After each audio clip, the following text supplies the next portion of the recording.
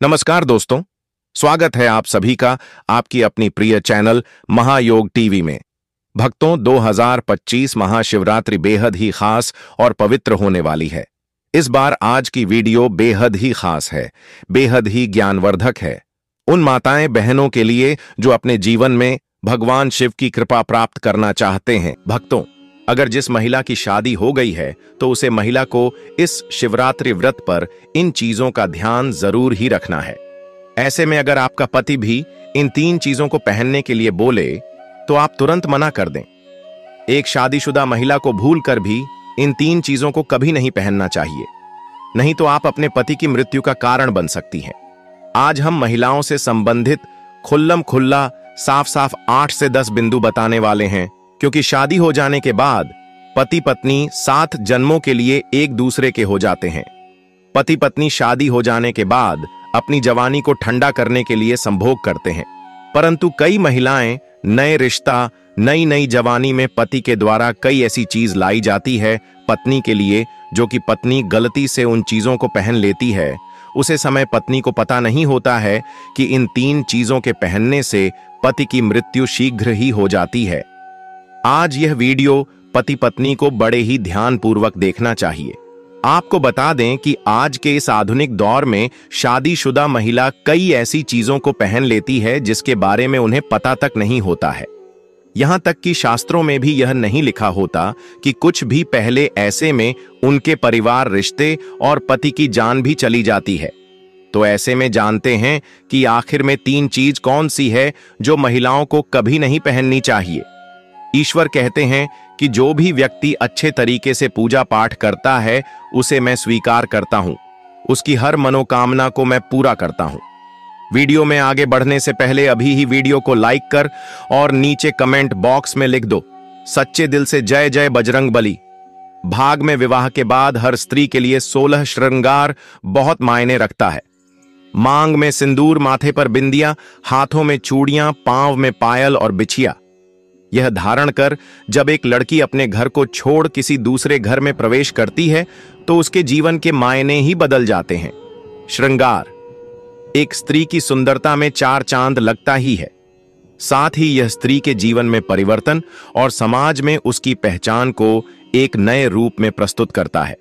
केवल धार्मिक दृष्टि से ही नहीं बल्कि वैज्ञानिक दृष्टि से भी 16 श्रृंगार का महत्व माना जाता है। 16 श्रृंगार में उपयोग होने वाला सामान किसी भी सुहागन स्त्री के वैवाहिक जीवन का प्रतिनिधित्व करता है। इसमें प्रयोग की जाने वाली हर चीज का अपना एक अलग महत्व होता है। हिंदू धर्म मानने वाली प्रत्येक सुहागन स्त्री अपने पति की लंबी आयु और सुखी जीवन की कामना के साथ 16 श्रृंगार धारण करती है, परंतु कई ऐसी चीज होती है जो कि महिलाओं को कभी नहीं पहननी चाहिए। अब यहां पर कुछ दोस्त ऐसे भी होंगे जो हमारी बातों को हल्के में लेंगे, क्योंकि उन्हें वास्तुशास्त्र का ज्ञान नहीं है। हमारे हिंदू शास्त्र में एक कहावत प्रचलित है कि बंदर क्या जाने अदरक का स्वाद। अर्थ यह है, कोई भी व्यक्ति वास्तुशास्त्र के बारे में नहीं जानता है तो फिर इन उपायों में या वीडियो देखने पर विश्वास ही नहीं करता है। इसलिए भक्तों, सही सटीक 100% जानकारी के साथ में जानने के लिए इस वीडियो से जुड़ जाना। वीडियो को आगे बढ़ते हैं। आपके पास अभी जितने भी काम हैं उनको साइड में रख दीजिए, ध्यानपूर्वक जो आपको बताया जा रहा है।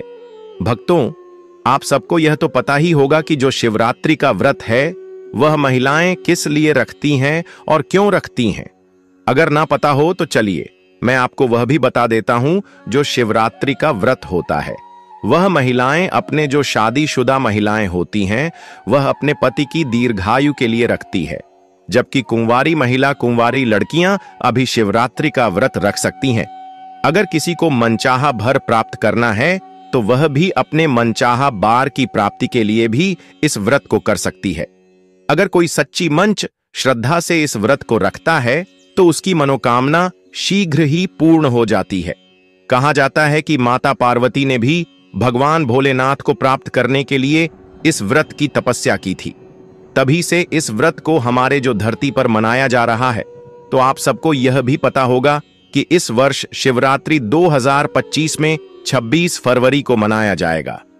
चलिए अब आगे उन चीजों के बारे में भी जान लेते हैं जिस बारे में हम पहले बात कर रहे थे, उसे देखिए और सुनिए। नंबर 1, शास्त्रों में स्पष्ट बताया गया है कि किसी भी शादीशुदा महिला को एकदम सफाचट सफेद रंग का वस्त्र कभी नहीं पहनना चाहिए। ऐसा करने से आपके मान सम्मान को ठेस पहुंच सकती है। आपको बता दें कि आजकल के फैशन के युग में महिला सुंदर दिखने के लिए काफी ऐसी हदें पार कर देती हैं जिसके बारे में सोचना भी पाप के बराबर है। वास्तुशास्त्र के अनुसार सफेद रंग की साड़ी या सूट कभी नहीं का। कारण यह है कि सफेद रंग की साड़ी को पहनने से पतिव्रता धर्म बिल्कुल खत्म हो जाता है और उनके रिश्ते में नकारात्मक ऊर्जा का आगमन हो जाता है, क्योंकि यह लिबास विधवा होने का है। ऐसे में आप अपने पति की मृत्यु का कारण बन सकती हैं, इसीलिए हो जाएं सावधान। वहीं अगर आप सफेद रंग का वस्त्र पहनना चाहती हैं, और भक्तों ऐसा भी कहा जाता है कि जो सफेद कलर का वास्तु होता है वह विधवा ही पहनती है, इसलिए सफेद रंग को विधवा का प्रतीक भी माना जाता है। इसलिए सुहागन महिला को जितना हो सके सफेद रंग से दूर रहना चाहिए। तो ऐसा पहने जिसमें कुछ और रंग भी जरूर हो, लेकिन एकदम सफेद रंग का कपड़ा कभी ना पहने। नंबर 2, इस आधुनिक दौड़ में महिलाएं सुंदर दिखने के लिए पैरों में सोने की पायल और बिछिया पहन लेती हैं, जो कि शादीशुदा महिलाओं के लिए पूरी तरह से अशुभ माना जाता है। पैरों में सोने से बनी हुई चीजों को पहनने से कुबेर महाराज का अपमान होता है और जिसके कारण आपके परिवार से रिश्ते टूट सकते हैं और कई सारी परेशानियों का आगमन भी हो सकता है। इसीलिए सोने को पर में कभी ना पहने। पैरों में सोना पहनने से पाप लगता है, इसीलिए हो जाएं सावधान। सोना पहनने से पाप लगता है, इसीलिए हो जाएं सावधान। नंबर 3, और मंगलसूत्र का महत्व। धर्म के अनुसार शादी अधूरी मानी जाती है। आपको बता दें, यह तो सभी लोग जानते हैं कि हिंदू महिलाओं के लिए सिंदूर सुहाग की निशानी होती है। इसे वे अपने पति की खुशी से जोड़ती है। ऐसे में अगर जो महिला विवाहित होकर भी सिंदूर ना लगे तो दुनिया का सबसे बड़ा पाप माना गया है और आपके इस पवित्र रिश्ते को और व्यक्ति मनुष्य का नाम दे सकते हैं। इसीलिए मांग में सिंदूर होना आवश्यक है। वही मंगलसूत्र का भी बड़ा महत्व है। मंगलसूत्र में सोना या पीतल भले ही ना लगा हो, लेकिन पीले धागे में काले मोती जरूर होने चाहिए। ऐसा माना जाता है कि मंगलसूत्र का पीला हिस्सा माता पार्वती और कल हिस्सा भगवान शिव माना गया है। शास्त्रों के अनुसार शादी होने के बावजूद भी जो महिलाएं मंगलसूत्र ना पहनती हैं तो सबसे बड़ा पाप है। ऐसे में आपके रिश्ते पर कलंक लग सकता है। इसीलिए एक शादीशुदा महिला को मंगलसूत्र अवश्य पहनना चाहिए। अगर आपके पास मंगलसूत्र नहीं है तो कम से कम गले में काला धागा तो पहन सकते हैं। दोस्तों, क्या आप जानते हैं कि अगर सिंदूर में एक ऐसी चीज रख दी जाए जो आपके लिए और आपके परिवार के लिए बेहद शुभ हो? क्या आप ऐसी चीज के बारे में जानते हैं? अगर नहीं तो तक जरूर देखिएगा, क्योंकि अब हम बताने वाले हैं कि ऐसी कौन सी चीज है जो सिंदूर की डिब्बी में रखनी चाहिए और जो वह कई कार्यों में बहुत शुभ है। धार्मिक मान्यता के अनुसार सिंदूर लगाने के कई नियम होते हैं जिनका पालन करना अनिवार्य होता है। लगाने के संदर्भ में जो भी नियम बनाए गए हैं, सभी सुहागिन महिलाओं को इन नियमों का विधिपूर्वक ना चाहिए। उनके जीवन में परेशानियां उत्पन्न होने लगती हैं। जो महिलाएं सिंदूर के नियमों का पालन नहीं करती, ऐसी महिलाओं के पति को धन तथा स्वास्थ्य संबंधी समस्याओं का सामना करना है। तो आइए जानते हैं सिंदूर लगाने के वह कौन से नियम है जिनका पालन हर महिलाओं को करना चाहिए। नंबर 1, सिंदूर का गिरना बहुत ही अपशगुन माना जाता है, इसीलिए हमें हमेशा बच्चों से दूर रखना चाहिए। अगर आप किसी ऐसी जगह पर रखेंगे तो बच्चे से हाथ लगाएंगे और यह गिर सकता है। नंबर 2, मांग के लिए आप हमेशा ही सुख सिंदूर का ही इस्तेमाल करें। आजकल मार्केट में ट्रेन के लिए कई तरह के लिक्विड सिंदूर भी उपलब्ध है, लेकिन वह लगते अच्छे नहीं होते। कई महिलाओं को लगता है कि सिंदूर लगाते समय उनके माथे पर गिर जाता है, तो माथे से सिंदूर का गिरना बहुत शुभ होता है। मतलब है कि आपका पति आपसे बहुत प्यार करता है। नंबर 3, हमने ना लगे। जब आप सिंदूर को किसी के सामने लगते हैं तो आपके पति को नजर लग सकती है और आपका प्यार काम से इकट्ठा करके नली या इधर उधर ना भेजें। सिंदूर को इकट्ठा करके माथे से लगाकर किसी पेड़ के नीचे रखते हैं। नंबर 5, अगर आप सुख सिंदूर सही तरीके से नहीं लगता है तो आप अपनी उंगलियां माचिस की तीली को थोड़ा सा जिला करके सिंदूर में मिक्स करके माथे पर लगा लें। इससे सिंदूर नहीं फैलेगा और नहीं आपके चेहरे पर गिरेगी। नंबर, शादीशुदा महिलाओं को सदैव सिंदूर अपने पैसे से खरीद कर ही लगाना चाहिए। किसी अन्य के पैसे से खरीदा गया सिंदूर लगाने से बचे। लेकिन वहीं अगर किसी का दिया हुआ सिंदूर अगर कोई महिला लगती है तो इससे बहुत बड़ा अनर्थ हो सकता है, जिसकी आपने कभी अपेक्षा भी नहीं की होगी। और साथ ही धन वैभव की कमी और पति को किसी भी तरह से सफलता न मिलाना, घर में क्लेश का वातावरण रहना। घर में इस प्रकार का वातावरण बन जाता है, मांग में सिंदूर नहीं लगना चाहिए। सबसे पहले महिला नहा ले और पूजा पाठ कर ले, उसके बाद ही अपने माथे पर सिंदूर लगाए। सिंदूर लगाते समय सदैव आप अपने पति की लंबी आयु तथा उनकी सफलता के बारे में ही सोचें। इससे उनका भाग्य और भी अधिक प्रबल एवं शक्तिशाली बनता है। महिलाओं को इससे उनका भाग्य और भी अधिक प्रबल एवं शक्तिशाली बनता है। नंबर 8, सुहागिन महिलाओं को उपहार में मिले सिंदूर का उपयोग करने से बचना चाहिए, क्योंकि शास्त्रों में उपहार में मिले सिंदूर का उपयोग करना अशुभ है। केवल अपने पति का दिया हुआ सिंदूर ही लगे, जो कि शादीशुदा महिलाओं के लिए बहुत ही शुभ है। परंतु शादीशुदा महिलाओं को किसी दूसरी महिला के सिंदूर को अपनी मांग में भरने से बचना चाहिए। किसी दूसरी महिला के सिंदूर को मांग में भरना बहुत ही अशुभ होता है। ऐसा करने वाली महिलाओं के पति को धन संबंधी समस्याओं का सामना करना पड़ता है। नंबर 10, घर में अगर किसी भी तरह के सूतक है या आपके पीरियड्स आ रहे हैं तो आप सिंदूर ना लगे, क्योंकि यह सिंदूर का अपमान होता है। इसके साथ ही मां लक्ष्मी ऐसे घर में प्रवेश भी नहीं करती। पीरियड के दौरान महिलाओं को कई काम करने की मनाही होती है, जैसे रसोई में जाना, अचार चुन, पूजा पाठ करना या मंदिर जाना आदि। दोस्तों, हिंदू धर्म में ऐसी मान्यता है कि पीरियड्स के दौरान महिला द्वारा तुलसी में जल डालने से तुलसी का पौधा सूख जाता है, क्योंकि इस समय महिलाओं के शरीर में ऊर्जा का संचार अधिक होता है। इस ऊर्जा को भगवान सहन नहीं कर पाते, इसलिए पीरियड के दौरान पूजा पाठ करना या मंदिर जाना वर्जित है। दोस्तों, प्राचीन काल में मंत्र कर और अनुष्ठान के बिना पूजा अधूरी मानी जाती थी। इसमें बहुत समय लगता था। दोस्तों, पीरियड्स के दौरान महिलाओं को इतनी देर बैठकर पूजा पाठ व अनुष्ठान करने में समस्याओं का सामना न करना पड़े, इसके लिए उन्हें तो यदि पीरियड के अवधि 7 दिन है तो 8वें दिन मंदिर में प्रवेश किया जा सकता है। वैसे यदि हम ज्योतिष की माने तो आम तौर पर पीरियड समाप्त होने के बाद 5वें दिन आप मंदिर में प्रवेश कर सकती है। दोस्तों, व्रत के बीच में ही अगर किसी महिला के पीरियड्स आ जाएं तो ऐसे में महिला को अपना व्रत पूरा करना चाहिए। पीरियड्स के दौरान भी मन में भगवान के प्रति आस्था काम ना हो। भगवान के लिए मां की शुद्धता सबसे ज्यादा जरूरी है, शारीरिक शुद्धता बाद में आती है।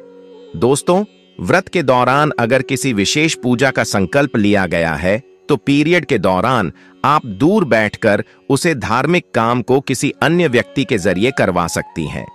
पीरियड्स के दौरान भी व्रत के सभी नियमों का पालन करना चाहिए। ऐसे में प्रभु के मित्रों का ज्यादा से ज्यादा मनन करें।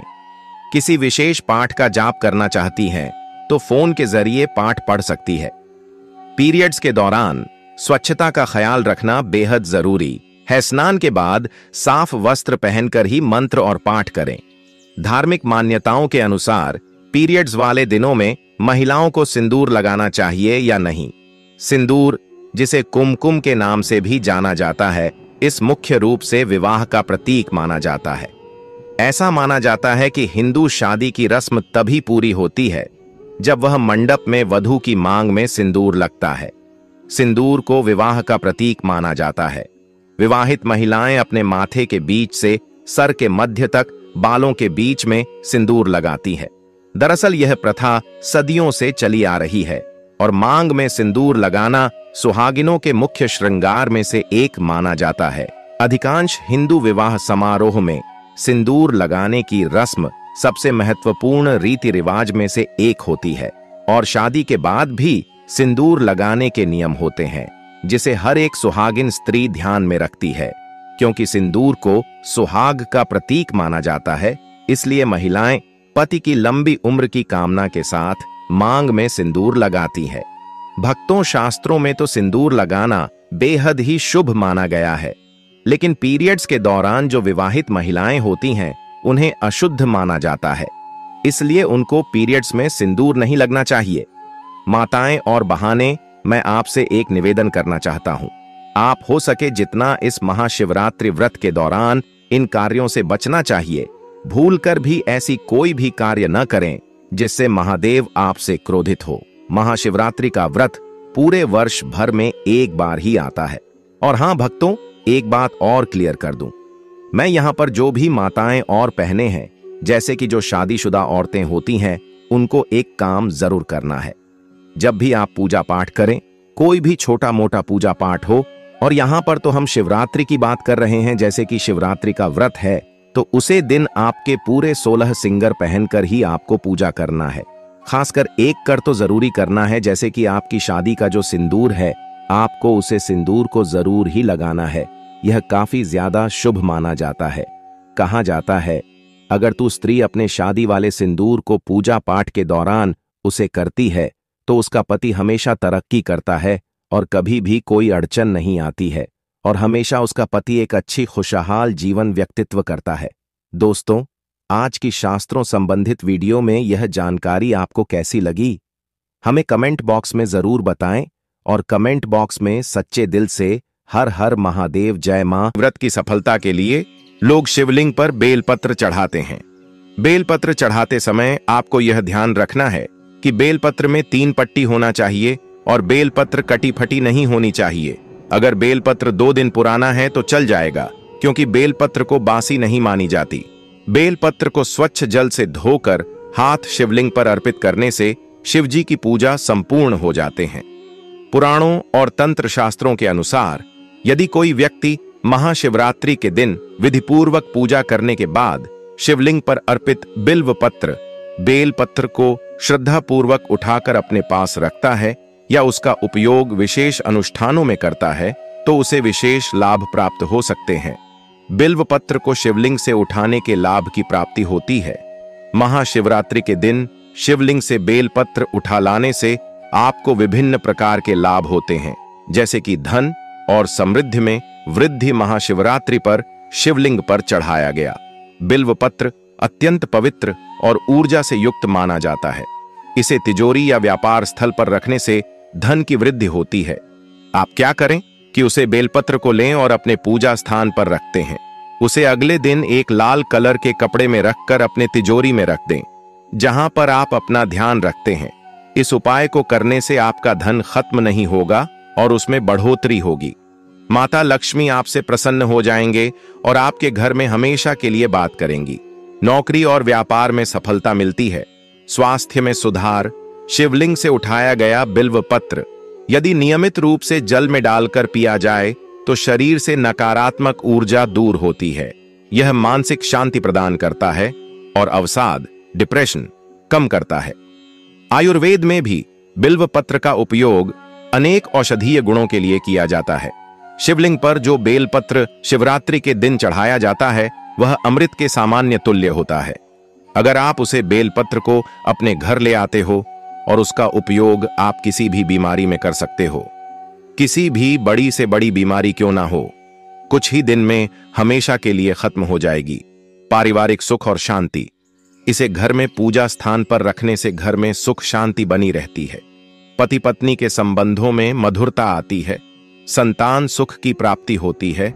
जिन महिलाओं के यहाँ का बहुत सालों से संतान नहीं होती है, तो वह महिलाएं शिवरात्रि का व्रत रखें और महाशिवरात्रि के दिन शिवलिंग से एक बेलपत्र ले आए और उसको पीसकर पानी में मिलाकर पीने से महिलाओं का गर्भ ठहर जाता है और संतान प्राप्ति होती है।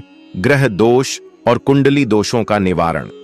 यदि किसी की कुंडली में शनि, राहु, केतु या अन्य किसी ग्रह का दोष हो, तो महाशिवरात्रि पर शिवलिंग से लिया गया बिल्व पत्र तांबे के पात्र में जल के साथ रखकर सिर पर छिड़कने से दोष कम होते हैं।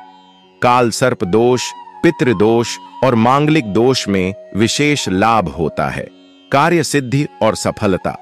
यदि कोई व्यक्ति लंबे समय से किसी कार्य में सफलता नहीं प्राप्त कर पा रहा है तो वह बिल्व पत्र को लाल वस्त्र में लपेटकर अपने कार्यस्थल पर रखे। इससे सभी बाधाएं दूर होती हैं और सफलता जल्दी मिलती है।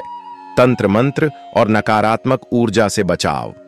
महाशिवरात्रि पर शिवलिंग से लिया गया बिल्व पत्र नकारात्मक ऊर्जा को दूर करने में सहायक होता है। इसे घर के मुख्य द्वार पर रखने से किसी भी प्रकार की बुरी नजर और टोने टोटके का प्रभाव नहीं होता। रात में सोते समय इसे सिरहाने रखने से भय और बुरे सपने नहीं आते। विद्यार्थियों के लिए विशेष लाभ। यदि कोई विद्यार्थी पढ़ाई में एकाग्रता प्राप्त करना चाहता है तो वह महाशिवरात्रि पर शिवलिंग से प्राप्त बिल्व पत्र को अपनी किताबों के पास रख सकता है। इससे स्मरण शक्ति बढ़ती है और परीक्षा में सफलता प्राप्त होती है। महाशिवरात्रि पर बिल्व पत्र को लेने के नियम और विधि। सुबह जल्दी उठकर स्नान कर लें और स्वच्छ वस्त्र धारण करें। भगवान शिव का ध्यान करें और उनके लिए बेल पत्र, जल, अक्षत, दूध, शहद आदि अर्पित करें। महाशिवरात्रि के दिन शिवलिंग को इन चीजों से अर्पित करना चाहिए। अगर यह चीज उपलब्ध नहीं है तो आप जल्द से भी शिवलिंग का अभिषेक कर सकते हैं। शिवलिंग अभिषेक का सबसे विशेष महत्व महाशिवरात्रि के दिन होता है। पूजा के दौरान एयूएम नमः शिवाय मंत्र का जाप करें। जब पूजा समाप्त हो जाए तब शिवलिंग पर चढ़ाए गए बिल्व पत्रों में से केवल 1 या 3 पत्र श्रद्धा के साथ उठाएं। इसे अपने दाएं हाथ में लेकर प्रणाम करें और घर लाकर किसी पवित्र स्थान पर रखें। यह बिल्व पत्र हमेशा स्वच्छ और सुरक्षित स्थान पर रखें। इसे किसी गंदे स्थान पर न रखें। दोस्तों, आपको हम बता दें कि शिवलिंग से हम हर प्रकार की चीज उठाकर नहीं ला सकते। जो चीज हम आपको बताएं आपको वही उठाकर लाना है। और बिलपत्र को उठाते समय कुछ विशेष जानकारी है जिनको अब हम आपको बता देते हैं। कुछ विशेष बातों का ध्यान रखा जाता, जैसे कि बिना पूजा किए या बिना अनुमति के शिवलिंग से कुछ भी उठाना अशुभ माना जाता है। कभी भी जल, दूध, भस्म या फूल शिवलिंग से न उठाएं, क्योंकि यह शिव को अर्पित हो चुका होता है। बिल्व पत्र को घर लाने के बाद उसका सम्मान करें और गलत स्थान पर न रखें। इसे नियमित रूप से बदलें और पुराने बिल्व पत्र को बहते जल में प्रवाहित कर दें। महाशिवरात्रि पर शिवलिंग से बिल्व पत्र को श्रद्धा और नियमों के अनुसार उठाकर लाने से कई शुभ फलों की प्राप्ति होती है। यह धन, स्वास्थ्य, परिवार, कार्य सिद्धि, तंत्र मंत्र निवारण और मानसिक शांति के लिए अत्यंत लाभकारी माना जाता है। हालांकि इसे पूरी आस्था और सही विधि से उठाना आवश्यक है, अन्यथा इसका प्रभाव नकारात्मक भी हो सकता है। यदि आप महाशिवरात्रि के दिन यह उपाय करते हैं तो निश्चित रूप से आपको मनोवांछित फल प्राप्त होगा। एयूएम नमः शिवाय। चलिए, वक्त तो अब हम आपको शिवरात्रि के व्रत में क्या आप खा सकते हैं और क्या नहीं, उसे संबंधित जानकारी भी जान लेते हैं। तो शिवरात्रि के व्रत में हमें कौन सी चीजों का सेवन करना वर्जित है और कौन सी चीजों का सेवन करना वर्जित नहीं है, अब उसे पर भी थोड़ा सा चर्चा हम कर लेते हैं। तो सबसे पहले जानेंगे हम कि शिवरात्रि व्रत में हमें क्या खाना चाहिए जिससे हमारा व्रत बना रहे और उसमें कोई प्रॉब्लम ना हो और ना ही वह खंडित हो। शिवरात्रि के व्रत में फलाहार किया जा सकता है। इस व्रत में अन्न का सेवन कम करना चाहिए। वहीं कुछ खास तरह के व्रत भोजन किए जा सकते हैं। शिवरात्रि के व्रत में क्या खाया जा सकता है? सेब, केला, संतरा, अनार जैसे फल खाए जा सकते हैं। साबूदाने की खिचड़ी, लड्डू, हलवा खाए जा सकते हैं। कुत्तू के आटे से बनी चीजें जैसे हलवा, पूरी, पराठा खाए जा सकते हैं। नारियल पानी और समा चावल की खीर भी खाई जा सकती है। ड्राई फ्रूट्स जैसे काजू, किशमिश, बादाम, मखाना खाए जा सकते हैं। ठंडाई पी जा सकती है। धनिया, जीरा और सौंफ जैसे धान्य भी खाए जा सकते हैं। और भक्तों, एक और महत्वपूर्ण चीज, जैसे आप शिवरात्रि के व्रत में खिचड़ी, जो साबूदाने की खिचड़ी है, उसको खाना सबसे ज्यादा शुभ माना जाता है। कहा जाता है कि अगर आप शिवरात्रि के दिन अगर साबूदाने की खिचड़ी बनाते हैं और उसका दान पूर्ण करते हैं तो इसको हिंदू शास्त्र में काफी ज्यादा शुभ माना जाता है। कहा जाता है कि आप फला के दौरान अगर आप खिचड़ी बना रहे हैं तो अगर पहले आप बना ले उसको और आप उसको व्रत के बाद तब खा, जब उसको आप एक किसी कन्या को जरूर दे दें और कन्या को देने के बाद खुद फलाहार करें। अगर आप ऐसा करते हैं तो यह आपके लिए बहुत ही ज्यादा अच्छा होगा। चलिए भक्तों, यहां पर हमने उन चीजों के बारे में जाना जो हमें व्रत के दौरान करना चाहिए। अब हम आपको एक और महत्वपूर्ण जानकारी बता देते हैं। जैसे कि आपके यहां व्रत रखते हैं तो कब फलाहार किया जाता है, आप कमेंट बॉक्स में जरूर बताएं। तो चलिए हम आपको यह बता देते कि आपको फलाहार कब और कैसे करना है। जिस दिन शिवरात्रि का व्रत रखता है, आपको उसे दिन पूरे दिन भर ही व्रत रखना होता है। आप इस व्रत में पानी पी सकते हैं पर फलाहार नहीं कर सके। अगर आप दिन में एक बार फलाहार करते हैं तो आपको रात को नहीं करना है और ना ही खाना खाना है।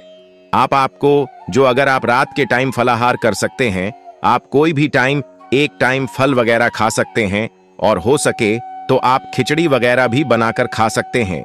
इस व्रत में आपको सुबह खाना खाना होता है, नहाने के बाद, और उसके बाद शिव जी की पूजा अर्चना करने के बाद आपको जो भी अपने अपने लिए खाना बनाया है उसको थोड़ा सा शिव जी को चढ़ाना होता है और उसके बाद आप अपने व्रत का खुलासा कर सकते हैं। तो भक्तों, आप कमेंट बॉक्स में जरूर बताएं कि आपके यहां व्रत कैसे किया जाता है और कब व्रत का पारण किया जाता है। अब जान लेते हैं कि शिवरात्रि के व्रत में कौन सी चीज है हमें नहीं करना चाहिए और उन चीजों के सेवन से हमें बचाना चाहिए। शिवरात्रि के व्रत में क्या नहीं खाना चाहिए? गेहूं या चावल का सेवन नहीं करना चाहिए। साबुत अनाज से बनी कोई भी चीज नहीं खानी चाहिए। लहसुन और प्याज का सेवन नहीं करना चाहिए। कहा जाता है कि प्याज और लहसुन मांस माद्रा के सेवन में आता है, इसलिए हो सके तो आप प्याज और लहसुन से दूर रहे। ज्यादा तला भुना नहीं खाना चाहिए। दूध और दही का सेवन करने से बचना चाहिए। शिवरात्रि के व्रत में अगर बिना नमक के रह पाना मुश्किल हो तो सेंधा नमक का इस्तेमाल किया जा सकता है। भक्ति, आपको यह शिवरात्रि से संबंधित जानकारी कैसी लगी? कमेंट बॉक्स में जरूर बताएं। और अगर आपने अभी तक कमेंट बॉक्स में हर हर महादेव जय मां पार्वती ना लगाओ तो जरूर लिखें। अगर चैनल पर नए हैं तो चैनल को सब्सक्राइब जरूर ही कर लीजिएगा ताकि और भी शिवरात्रि से संबंधित ज्ञानवर्धक जानकारी आपको सीधे नोटिफिकेशन के माध्यम से आपको सबसे पहले प्राप्त हो सके। वीडियो के अंत तक बने रहने के लिए आप सभी का धन्यवाद। ओम नमः शिवाय। मिलते हैं नेक्स्ट वीडियो में।